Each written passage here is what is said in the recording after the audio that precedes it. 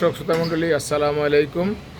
একটি প্রবাদ দিয়ে শুরু করতে চাই যে আমরা জানি, বলা হয় যে যার হয় যক্ষা তার নাই রক্ষা। ঠিক তেমনিভাবে আমরা কৃষির সাথে যারা জড়িত তারা সবাই জানি ভাইরাস রোগও এমন একটি অবস্থাতেই আমাদের ফসলের ক্ষতি করে। যে জমিতে বা যে ফসলে একবার ভাইরাস হয় সে ভাইরাসকে আর কোনোভাবেই নিয়ন্ত্রণ করা যায় না। করজোর আমরা কী করি করতে, যেটা বলা হয় যে আক্রান্ত গাছকে তুলে মাটিতে পুঁতে ফেলুন অথবা পুড়িয়ে ফেলুন, সেটাই সর্বজন স্বীকৃত একটি পদ্ধতি ছিল।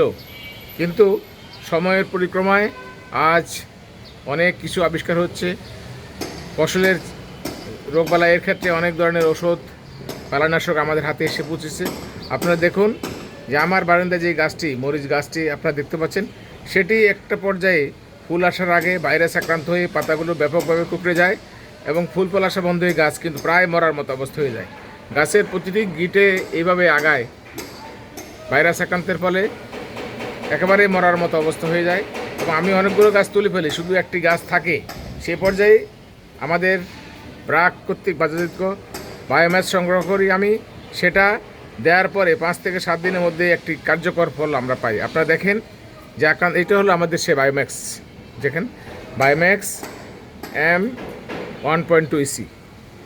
এটাকে আমরা প্রয়োগ করার পরে 5 থেকে 7 দিনের মধ্যে গাছগুলো সম্পূর্ণ সুস্থ হয়ে যায় এবং আক্রান্ত স্থান থেকে এই যে এখানে যে গিট দেখা যাচ্ছে সেখান থেকে নতুন করে আবার এই যে এখানে দেখেন প্রতিটা গাছে প্রতিটা গিট বরাবর আবার নতুন করে কুশি গজিয়ে গাছটি সম্পূর্ণ সতেজ এবং সবুজ আকারে বৃদ্ধি পায় এবং কিছু কিছু গাছে তৎক্ষণাৎ কিছু মরিচ আসে এবং প্রতিটা কুশির আগায় এইভাবে নতুন নতুন ফুল গজাতে শুরু করেছে। তাই আমি বিশ্বাস করি এবং আপনাদের বিশ্বাস করতে চাই যে ভাইরাস রোগ নিয়ন্ত্রণের জন্য একটি কার্যকর দমন ব্যবস্থা হতে পারে ব্রাক কর্তৃক বাজারজাতকৃত এই বায়োম্যাক্স M1.2 EC জৈব পরানাশক।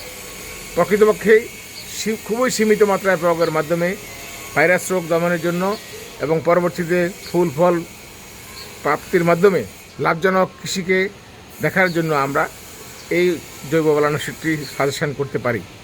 আমি যেমন ফল পেয়েছি, আপনারা আপনাদের অবস্থান থেকে চাষিদেরকে পরামর্শ দিন এবং নিজের জমিতে এটা প্রয়োগ করে বাস্তবসম্মত একটি ফল পান এবং কৃষিক্ষেত্রে লাভজনক অবস্থায় আমরা আপনাদেরকে দেখতে পাবো। এই প্রত্যাশা করে আজকের এই আলোচনা এখানে শেষ করতে চাই।